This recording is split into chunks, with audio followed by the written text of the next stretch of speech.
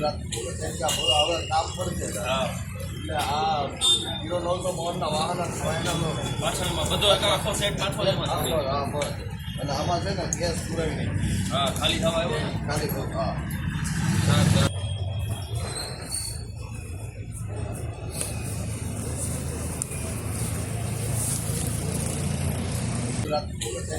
હવે કામ પડશે એટલે આ 0900 મોડના વાહન પાછળ